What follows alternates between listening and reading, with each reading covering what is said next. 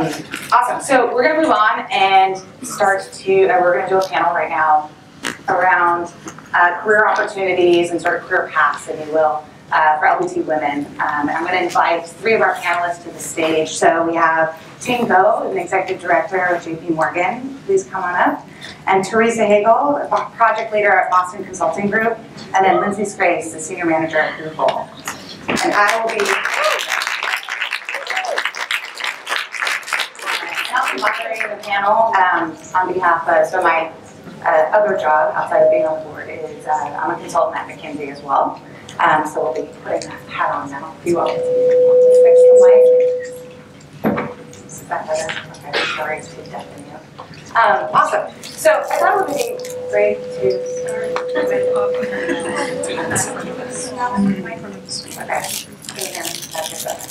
So I thought it'd be great to start with just giving a quick intro about yourself, that sounds good, and then also would love to hear your thoughts about an event like today and what made you decide to come. So hi everyone, I'm Lindsey Scrase. I work at Google, been at Google for 2.5 years, and I lead our a global online sales team that is focused on Google for Work, basically selling Gmail to businesses. In terms of things like today, I think this is incredible. I last year went to the Lgbt tech event in San Francisco at the Castro Theater, and it was one of the most inspirational moments for me, being in a room with 700 or something LGBT women, and just was really inspired and energized by it. And so I think that we need to continue doing things like this and getting the community together. Very excited. Hi, Theresa Hagel. I joined BCG back in 2007, actually, and then took a little break to get my MBA at Stanford and came back. So I've been back at BCG in San Francisco for 2.5 years now. I've been to a bunch of Rambas over my years, and I always find that there's sometimes a little corner where women find each other. So this is the big corner now, which is kind of fun. So really excited to see. I mean, shout out to you and Matt for making this happen, and really excited to be here. Thanks for being here. Hi, I'm Ting Go. I am originally from Singapore. I came here for business school and joined JP Morgan.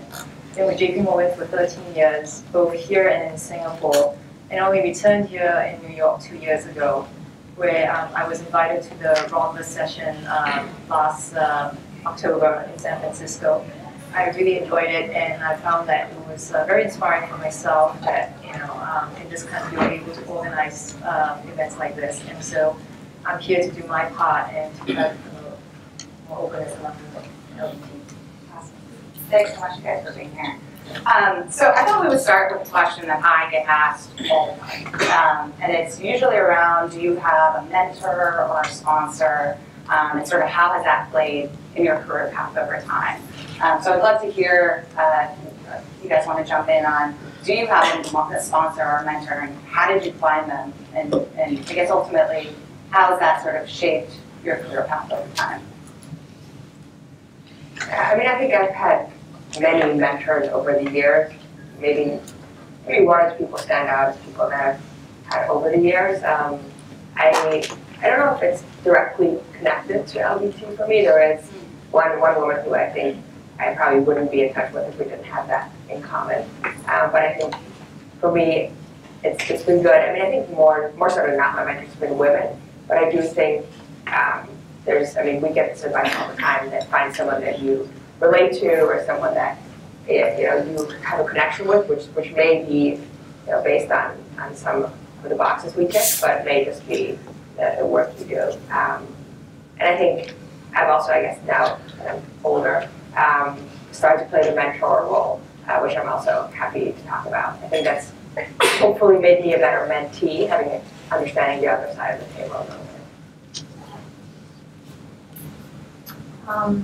Yeah, I've had a few mentors in my career-wise, and similarly, it's been more focused on career development rather than linking to LGBT or issues there.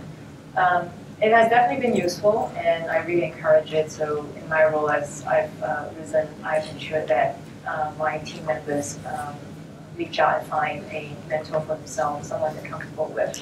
But I think more could be done in terms of seeking a sponsor, and especially for the group here, I don't think we have that many senior men or women who are open about their sexuality at work to such an extent that they would be a good sponsor for you because they've had to rise through the ranks, not actually, rather playing down their sexuality. So I think it's a tough situation, a situation where our generation has to make a change.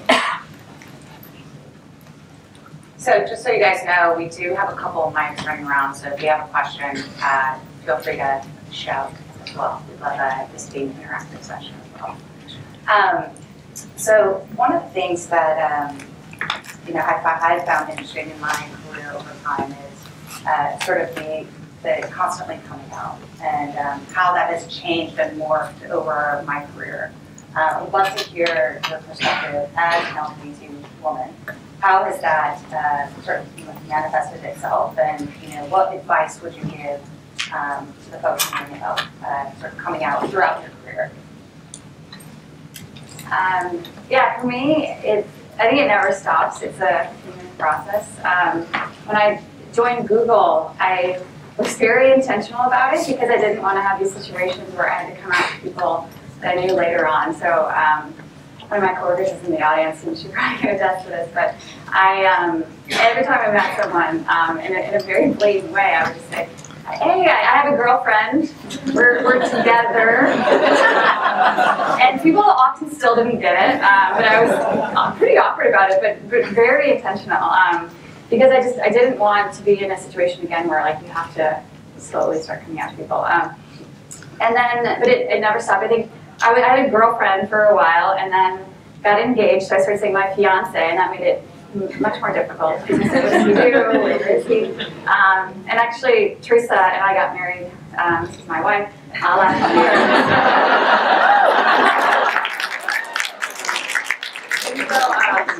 So now it's a lot easier because I say wife, and people sometimes look at me and like questioning, but I think they get it. But it never stops. I think that my advice is to come out and make it very clear and do it early. I was on a recent trip. We were visiting our various global offices, and I was in London, Dublin, Paris, and Sydney, and it was meeting people I'd never met before, and a little bit out of my comfort zone. We did introductions to every single person on the stage, and we each had to make a slide, for just to tell people about ourselves. And to make it crystal clear, I put a picture of me and Theresa in our wedding dresses on the slide, etc. Just to get it out there and to give people a clear picture that I'm happily married, going to a woman. I think for me, it makes me feel better being known, and a lot of people afterward continue to come up to me and say, it's great that you're out there being you, and you made me more comfortable being able to do that in my own organization. So definitely be out and be clear about it.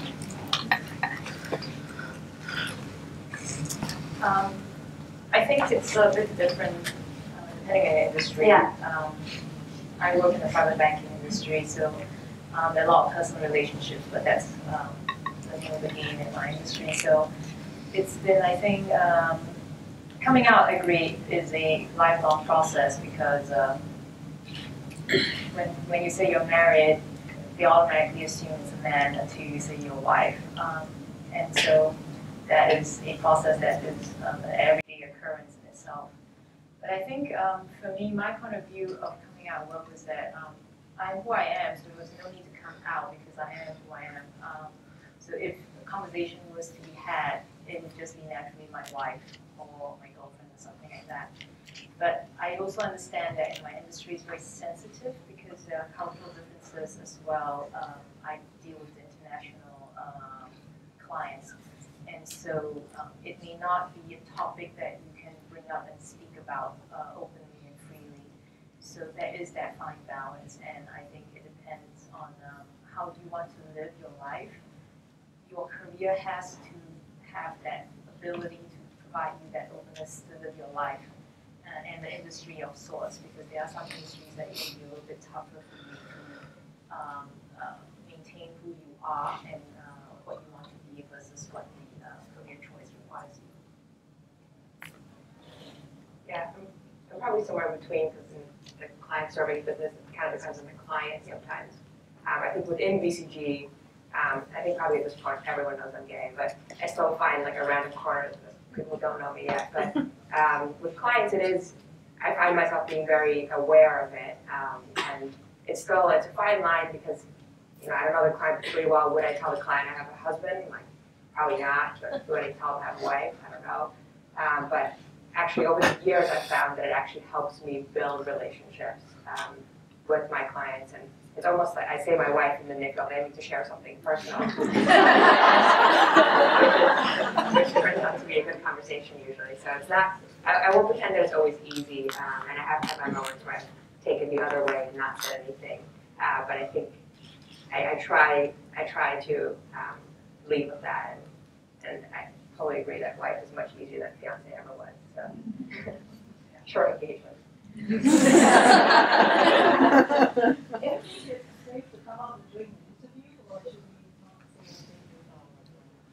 So just to repeat the question for everyone, the question was, do you think it's safe to come out in an interview setting? I often get the question if people should put something LGBT on their resume, and this is my personal opinion, is if I have LGBT on my resume and you don't want to hire me, I actually am very happy to know that. And then that's great because we can be on the same page about that. I think that comes back to your point, kind of how open do you want to be at work or not. My personal choice is, by all means, mention it. And it's actually interesting. I run LGBT recruiting in North America for BCG, and so I read a lot of interview feedback and about all our candidates. And some candidates choose to come out, and it's almost without fail, people mention that as something really positive in their feedback. They say, very brave, came out, and I think it surprises me, and I know all of our interviewers, and some of them I'm positively surprised that stood out to them as one of the highlights of the interview, is that someone kind of was brave enough to share that about themselves. And but that's my opinion. I think it's a personal choice.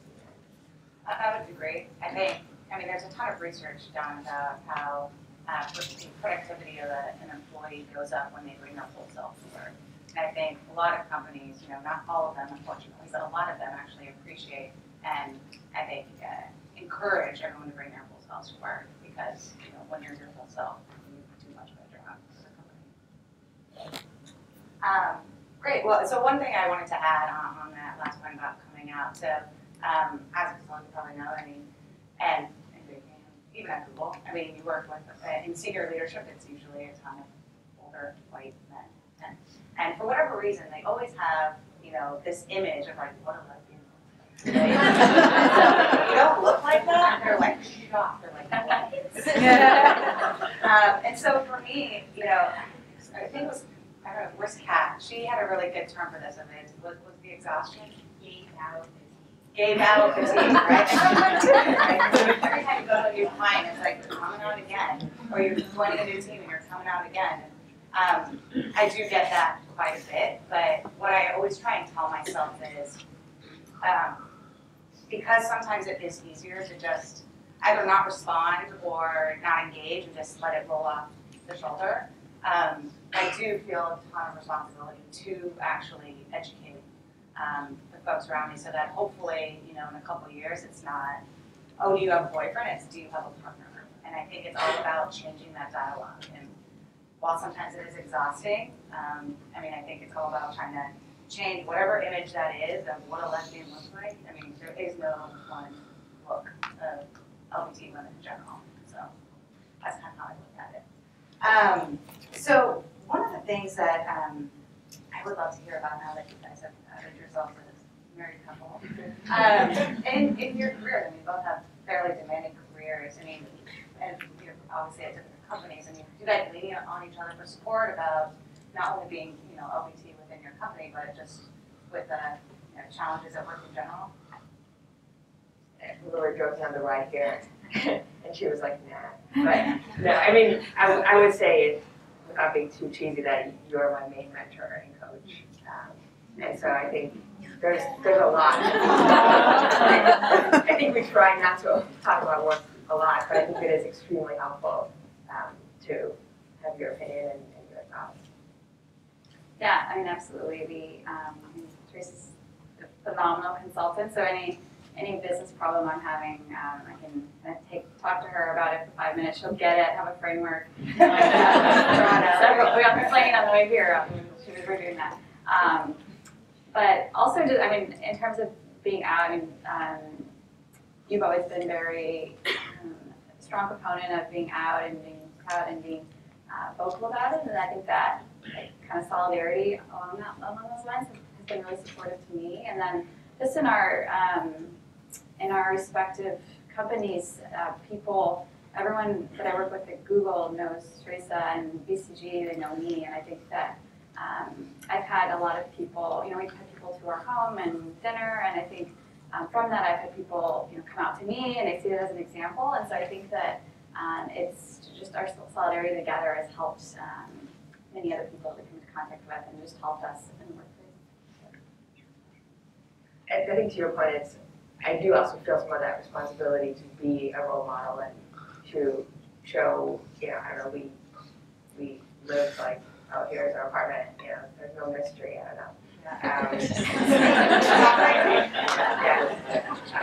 I remember actually when I was junior at BCG hired a lateral partner, and she came up and introduced herself and was like, my partner, blah, blah, she, blah, blah, blah.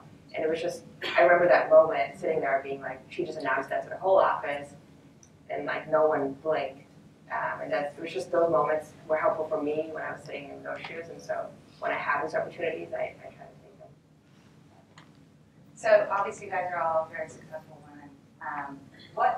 In the career stage that you're in now, what would you define success as?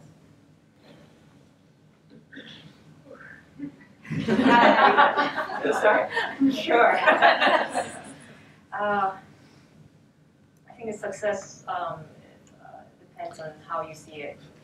It's a personal choice. I think at my stage in my career, my success is being able to do your job well, being productive, being successful at your career goals. So at the same time, bringing, like you said, your entire self to work, being an openly gay woman who's married, and being able to integrate that into your life and be considered a positive effect on the diversity for your organization. So I think that for me is success to me. And I think to add to that, being able to promote more diversity within my organization, or rather trying to bring more Lgbt people in my organization to come out and say that they are Lgbt and not to have the stigma would be the ultimate goal. I think for me, very similar things. I think the first would be that I'm being significantly challenged and learning. I think that my part of Google, our organization, we talk about giving people heart attack moments where you are given something that you think is almost impossible, and you have that level of stress, like I don't think I can do this. And I think I've had several of those, and I want to continue to have those so that I'm continuing to develop and grow. But at the same time, I think I've always, over-indexed on career, and I think you'll probably spend like 5% less energy on that and focus on balance. So I think I really want to continue to grow and develop, but also grow and develop in every area of my life.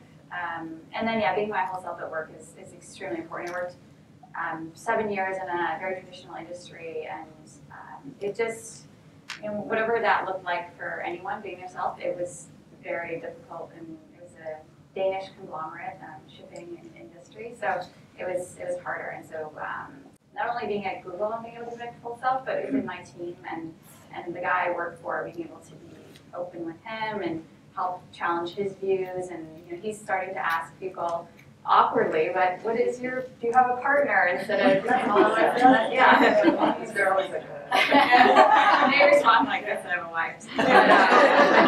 But just being able to challenge others and to be able to have that impact in the workplace is huge. Yeah, I don't think I have a lot to add to that. I like the term of, what was it, gay battle fatigue? I think I want to fight that, you know, and continue to be a role model. And actually one of my mentors on topic, she used to say every Friday, she's like, was it a good week? And if it was a good week, then she'll keep doing what she's doing, and if it's not, then kind of fix it. So kind of the meta, like, was it a good week? Okay, good. I can stay at my job. One of the biggest realizations that I've had, I think, over time is realizing that your career is a marathon. It's not a sprint. And I think for me, the piece and sort of what success looked like, I think really changed in my mind when I realized that you can't work 16-hour days every day. Right? Like, it's not sustainable. And that balance is so important, I think, both in terms of how much you work and how much you have free time, but then also with how do you incorporate yourself both in and outside of work to sort of live this balanced lifestyle. So for me, it's always around sort of just leveling myself out and realizing that I'm still going to be there tomorrow, and it's a marathon, not a sprint.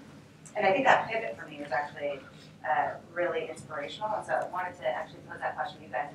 Do you guys have a pivot moment, you know, as you look back on your career where, you know, sort of changed or shifted your mindset about, you know, whatever it might be, that, you know, you felt really either changed your approach at work or, you know, sort of made you sit back in your chair a little bit and take a deep breath?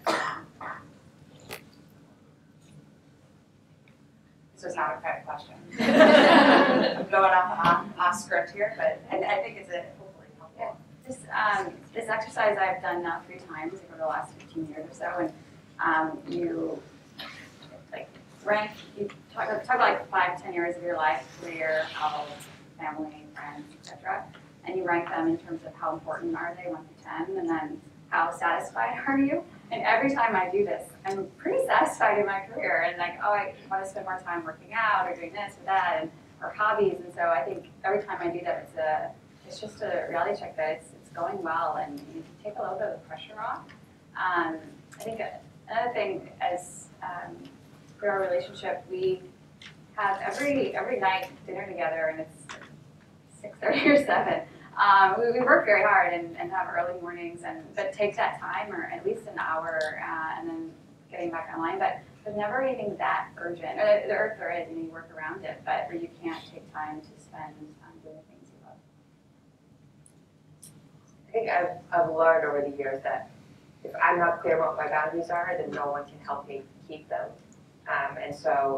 And you've helped me see that, I think, very clearly. And the more clarity I have over my boundaries, and I think I'm still working on that clarity, the more clarity I can give everyone else around me. And I think people are, on average, pretty reasonable in making that happen. But if you don't even know what you're trying to protect, then probably no one will help you protect it. Yeah, I think that for me, same sort of thing around like, no one's going to give it to you. You kind of have to take it. Like, have the confidence to take it, and then ask for forgiveness later. Otherwise, you know, if you're not drawing that line, then it's infinite. Well, I think for my industry, it was most telling 2008, whether you survived or not.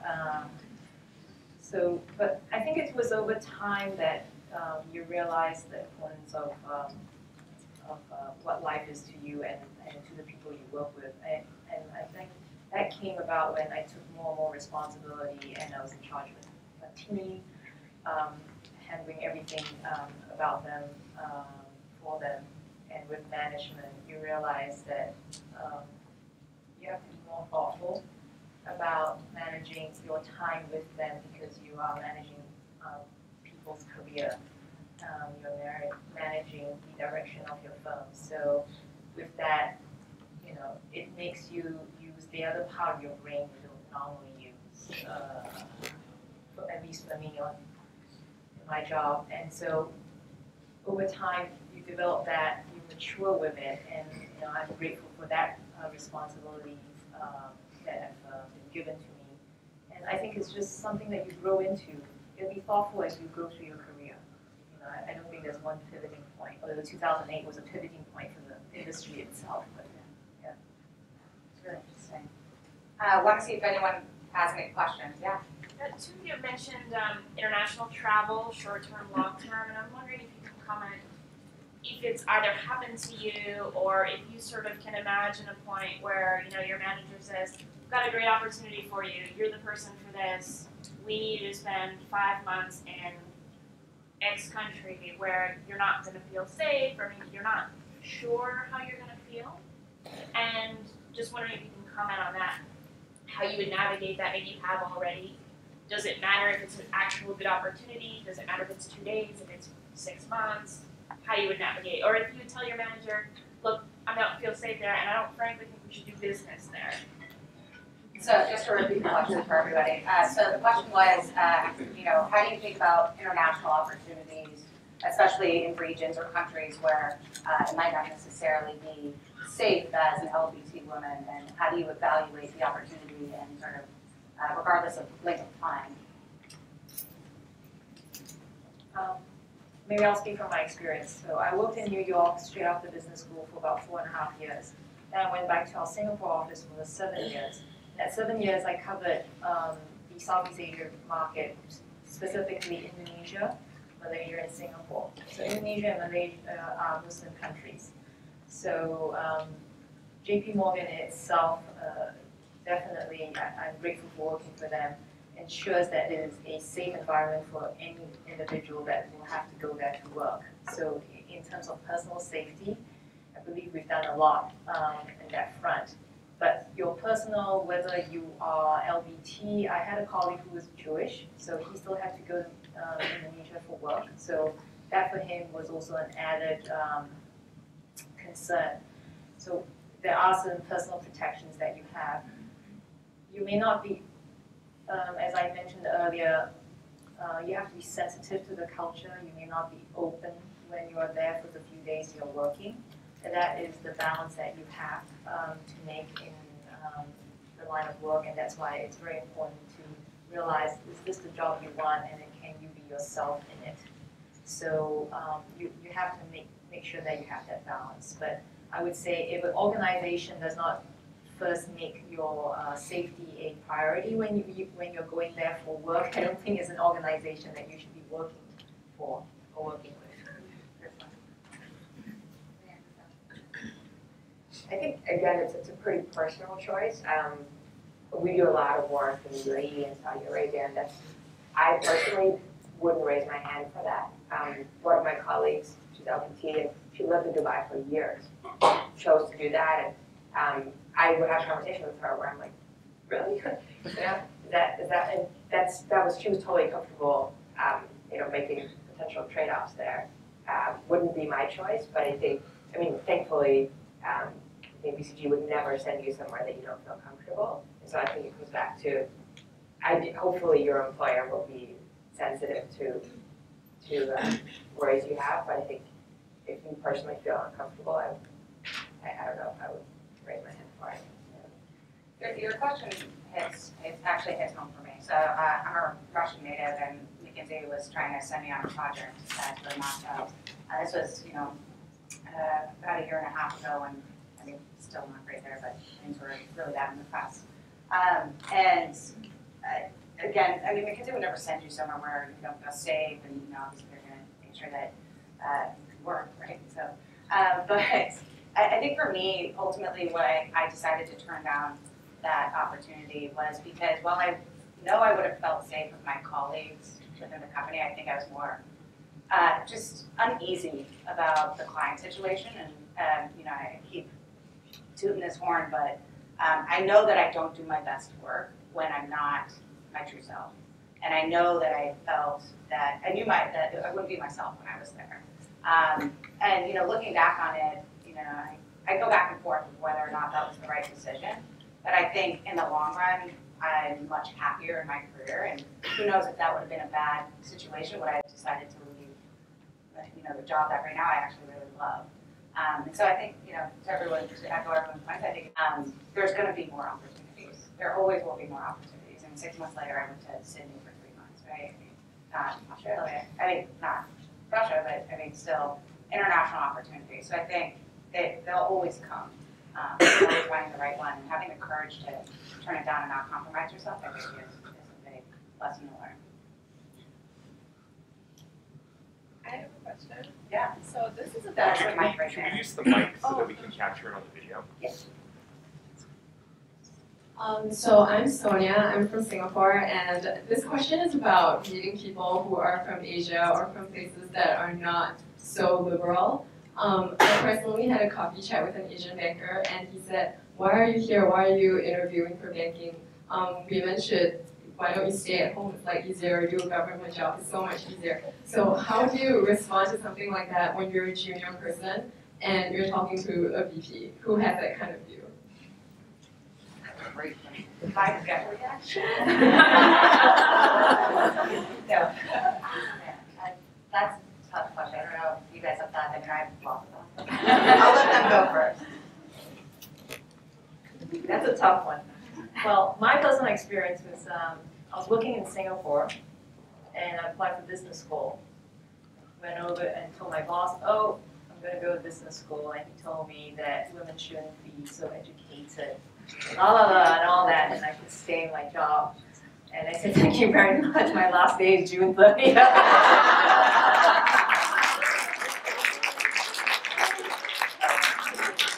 He obviously did not go far in his career, as I know after. But you have to stand up for yourself, and there will forever be such stereotypes in the countries that we come from. I think it's ever changing and ever evolving, and that's why I say that it is for us in our generation to educate, or rather re-educate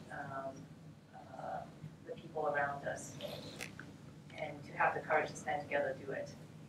Because I mean, we're not just the first group of LGBT.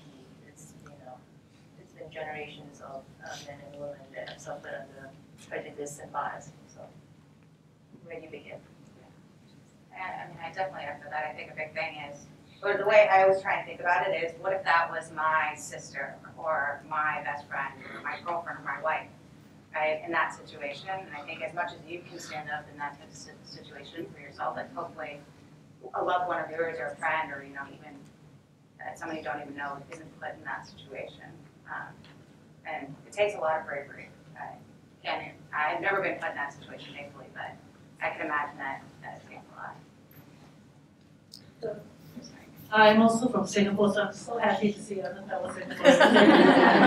And I believe that, I understand that VP saying that, and I wasn't sure if that VP was from Asia or from America. But I think that as you grow stronger, maybe, the more appropriate thing also would be to not lose that opportunity to say to that person, I don't think that's the right thing to say. And, if you would like me to share what I think you should be saying, I can do so. Yeah, because there's so many learning opportunities, so many ways in which, you can be mistreated, I think, or abused, really. And we never expect it, right, as women. So then we just, we're blindsided by it. Then the moment passes and we, God, I wish I said something differently. So, yeah, I think it's important to have told him how wrong that was. Thank you for sharing. Yeah. I mean, in this forum, it's probably the wrong thing to say. But my response would be completely different.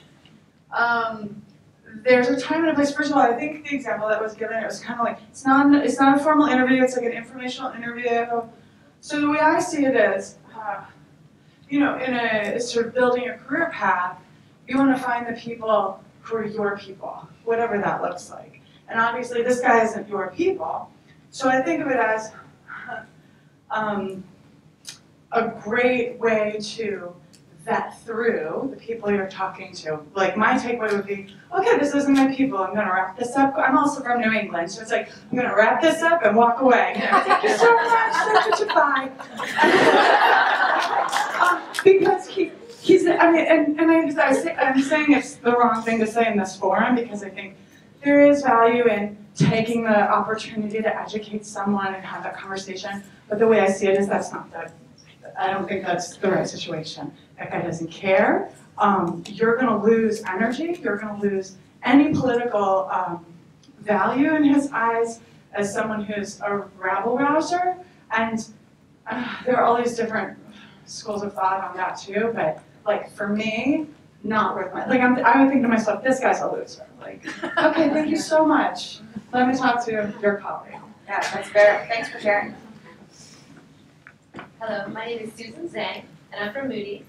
And I have a question about the inappropriate, often, the questions that I will get when I come out to people, including sometimes senior people. I will say, oh yes, I'm married to a woman, and they will say, oh, wow, you want to meet my wife? Or something. You also don't get this? I get questions like this all the time. And I think it's perhaps because I'm open and friendly, and they're like, great, now I can know, if what I see in the videos is really true. And I wanted to know how you women feel about reacting to those sorts of things. Yeah. Good question. I've never, sorry, I get a lot of, I guess, like ignorant questions, like, oh, which one of you is the, something like that. I haven't had anything like that that's inappropriate. I think we've talked about it, that it's, when people ask questions, even if they're coming from even if the questions are such like, which one is man, which is woman, it's nice if they're engaging and trying to learn and discuss. And so I often would rather that than someone just like nodding politely and walking away and just being uncomfortable. So I think that I like the dialogue. I think in terms of inappropriate questions like that, I think that's completely unacceptable. And I think that's seems like a broader workplace issue that happens. I would say, I mean, to be honest, it probably depends. My response depends on how many drinks in I am. So to me, that actually happened a lot in business school, for better or for worse, to be honest. And it's happened not very often in my McKinsey career, but pretty often in business school. And I think my initial response, like, oh, well, it's because you haven't tried it. And I'm like, well, it wasn't that great. So, like, I try and come back right back at them, sort of, give it right back to them. And sometimes I try and say, well, let me educate you and, be a lot nicer about it. And sometimes I come back with pretty nasty comments. To be honest, I haven't found a good response to how to deal with it. I think what I would say is there are many instances in which I wish I would have kept my demeanor and sort of my calm, cool collectedness. But I think it's a constant battle, and what I would say is I would always say something, right? Don't leave it as silence. Well, regardless of what it is, you'll learn over time like what is the best response to give. But I think coming back with something is really important to at least give them some sort of indication that, look, whatever you just said was not okay. I think there's a lot of different ways to do that, but we were brainstorming this about other inappropriate comments, and one of the responses we had thought of was, do you realize you just said that out loud? I think it's inappropriate, and let's stop the discussion.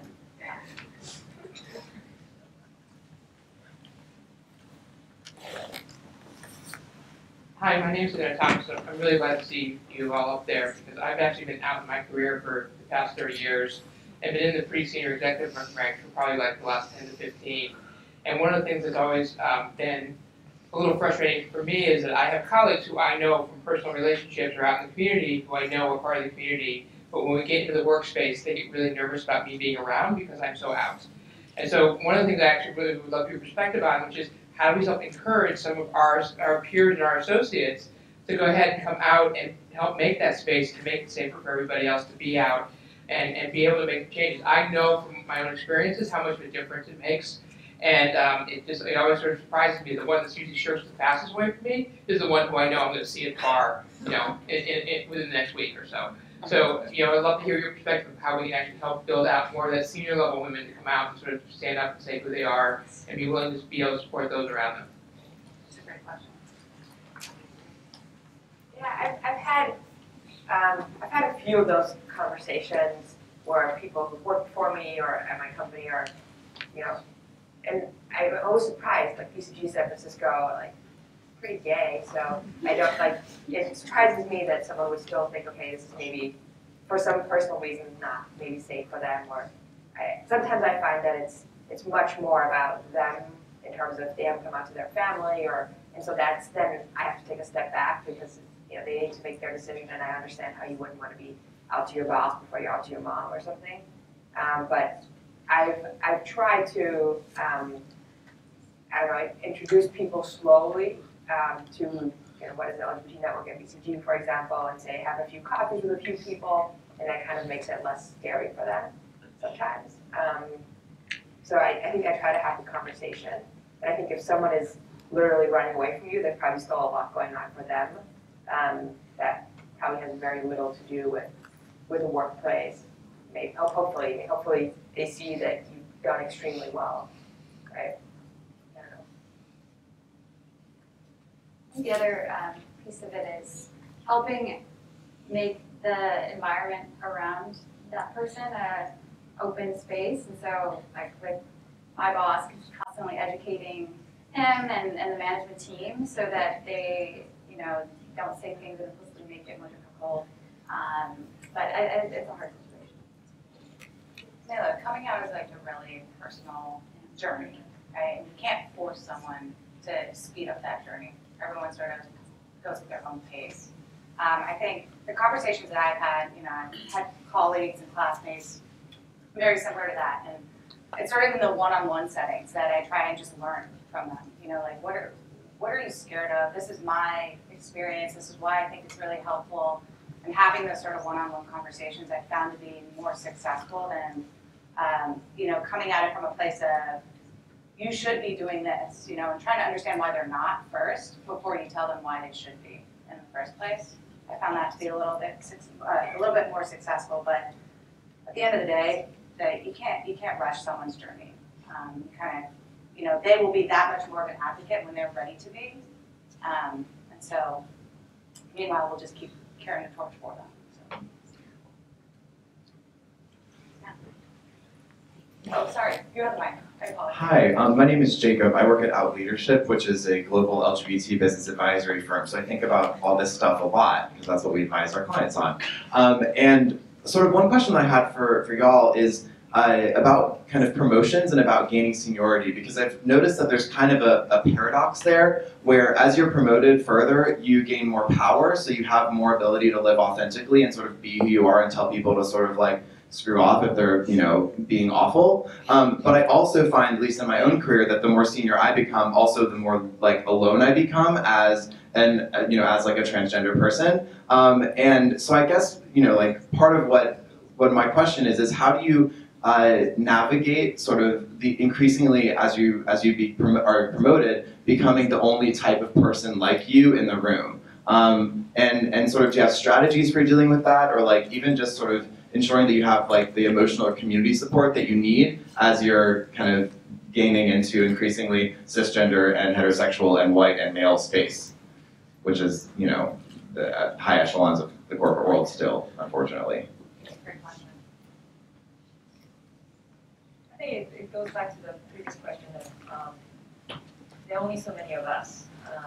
And another thing which we have done in our firm is to have allies, to promote allies for our cause, and therefore to bring more high level of comfort among your peers and among management. I think the other thing is to try to force the issue with senior management. We are equal opportunity employers, so we are very, very open. We have a lot of diversity events and links with the finance community, but I think more can be done. So one of the initiatives we're doing within the organization is to just the most basic level promote women or people that is representative of the number of women in the firm, right? How many of them are senior management? We have less of a glass ceiling because 2 out of the last 3 CEOs I've had are women. So that's not so much a concern. It's a matter of promoting women and diversity as you go through the ranks. And so therefore you don't become alone. But you can do it alone because you're the only person. And for me, at this point, I am the only one in the private bank in JP Morgan in New York that is doing any of this. And so I have to use allies to help promote it because I am one person. I can't go on single. I know you're a lesbian. Right, I mean, It's not a conversation. It's that. So, and to your point, our coming out is a personal choice and process, and you may have your own personal issues for not coming out at work. And I mean, and that whole question is another thing. You just can't come out half at work and not half. We've had a couple of colleagues do that. It just was rather confusing for everyone. But I think we need to use the framework in which we're given. So the organization, build your allies, force the issue with management, and it is a process. So you need to build that process and put it in place. It's not going to happen overnight. It's going to happen over time. I completely agree with that. So I am the only woman on the board of reaching out, and I sit with 8 gay men in a little room when we have our board meetings.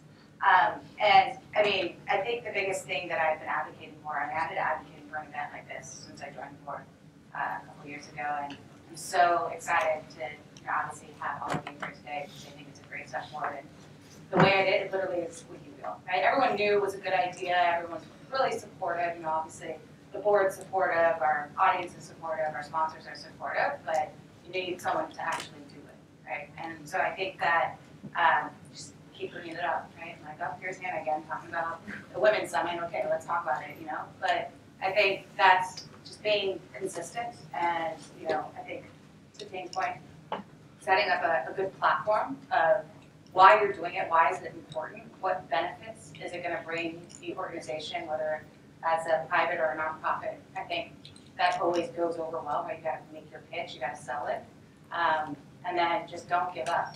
Just be really persistent. In a nice ladylike way, but also in an aggressive manner to get shit done, right? So, yeah. I'd like to add something. Oh dear, use the mic. Sorry, yes. All right. Okay. Hi, my name is Victoria. Jacob, thanks for the question. I work at Thompson here in New York, and I sit on 2 of our management teams. My background is in investment banking and interdealer broking, mainly on the trading side. And for those of you who know that, that's like a really aggressively male environment. And I came out to myself and to my friends 32 years ago, my family, right, long time ago. But there were many years at work when I was coming up the ranks where I didn't feel comfortable being out, right? And I didn't have the good fortune to have a wife or a girlfriend I could bring to events, right? And if I had a steady girlfriend, then it would be easier. But, so I definitely would have respected her. But I just wasn't in that situation. And now that I sit on management teams, I am able to be out in a way that I hope will help other people, right? Younger women, as they might want to explore coming out of work, particularly in this environment, and then also senior level women, right? I'm the only one, okay, the only one. And I put up my hand to sit on our global leadership team for our BRG.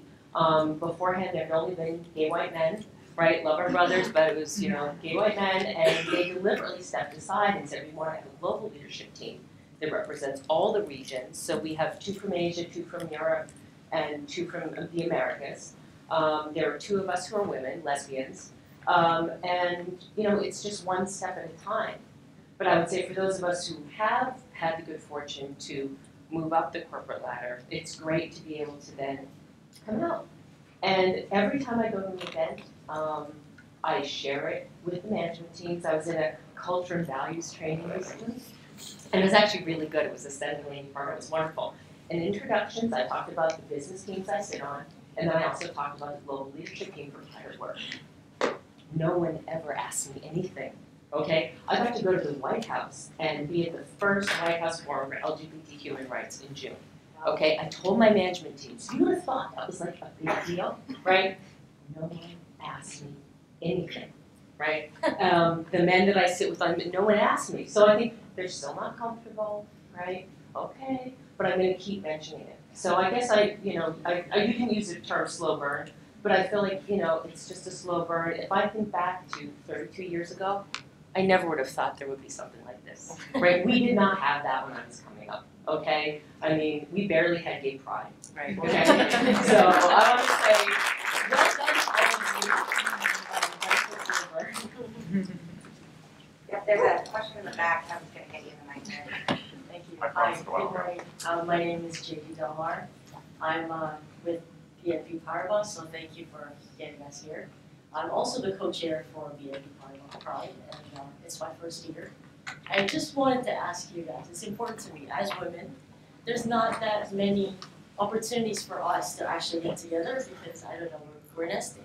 Trying to change that. Right, we're changing it right now, right here.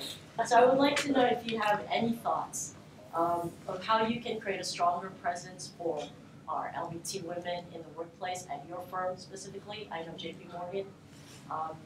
What events do you feel would help encourage LGBT women to participate more? It's the same as coming out, and we need more senior women to do come out. Even the junior ones, it's totally okay. Thank you.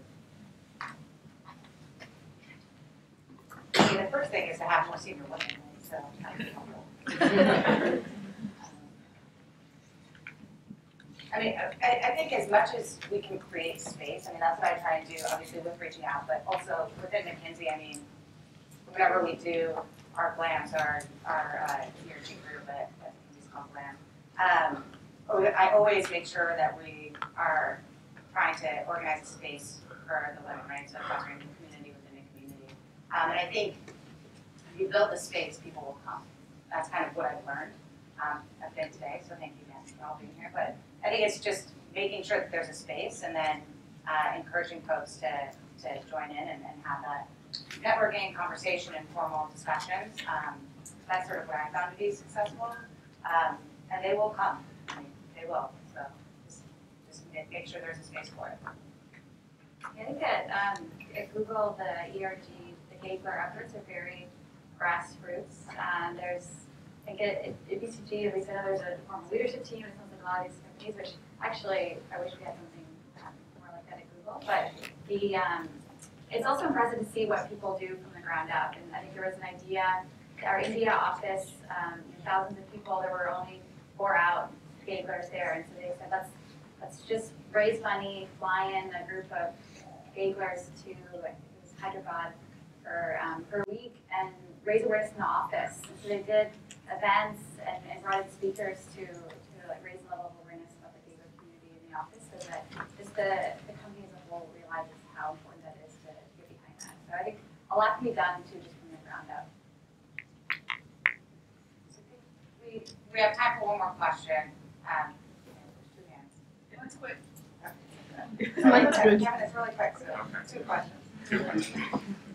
There's been 2 or 3 or maybe 4 comments made from people of different levels of seniority that they feel like they're the only one. So this is why this forum is really important, really awesome. But I'm just wondering if real quick we can by a show of hands say like people that they feel like they're the only one. I mean, it's really impressive that you've got more than 100 people in the room, but I can tell you, I feel like I'm the only one where I work in different spheres. I mean, we've heard it so many times, but I think that it's really important for you to sort of bring the message back to the board and respectively to people, places of work, is that you've got like an assembly of 200 really smart, bright, dedicated, ambitious women that feel like they're the only one. It's incredible. Preach, girl. I mean, I'm totally agree with you. I think that's a really great point. I mean, I'm really interested actually. I mean, we can get a show of hands. I mean, how many people think they're the only one in sort of where they work or where they go to school?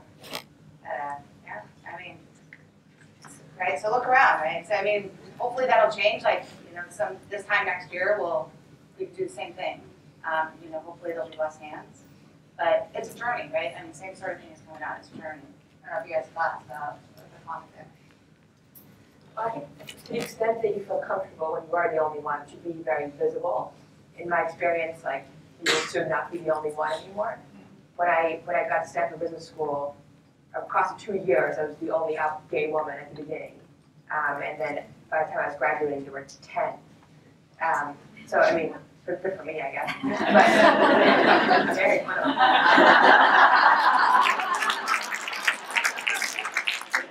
but I think there were a couple people who were kind of comfortable but didn't want to be the only one, and I think I almost like naively didn't even think about it. I was like, I've been out, like what am I going to do? Go in the closet here, and I think everyone else kind of like hung to that, and now I mean we can. I know there's some GSB women here. There's no longer the only one problem. So if you're comfortable, maybe you will inspire. So last question. Thank you. My name is Jeanette Beebe. I graduated from Princeton in June. I have a looking forward question for you. How can we reach out to LGBT recruiters? How can we show that we're here and that we're ready? Yes, here from our local sponsors. I mean, my advice to you is one, obviously we have a great conference. Everyone's reaching out and being. No, so I mean, I would say most companies have a Pride ERG sort of part of their website.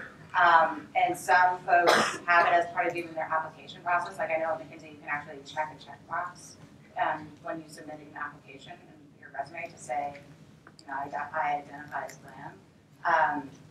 But I would say any recruiter that you talk to, just say that you want to be connected with the, you know, LGBTQ ERG group at the company, and you know, hopefully the company has one.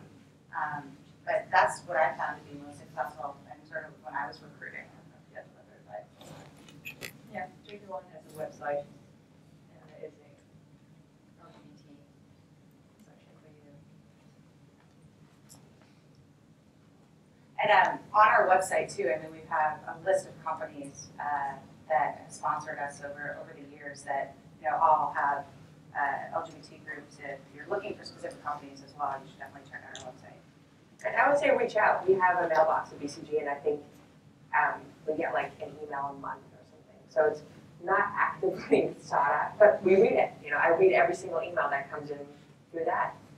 So use it. You know, I think it might feel like it's going nowhere, but I don't think it is. And if it is, then maybe you don't want to work there anyway. And also just, I mean, there's so many women here from great companies, right? So, I mean, ask them. I think that this is the, you know, safest space to be doing networking. And I hope that folks who want to take advantage of that do take advantage of that, because I think it's really special, and it'd be a shame if we didn't take advantage of the opportunity that we have. Cool. So with that, I want to thank you guys, the panelists, for taking time out today.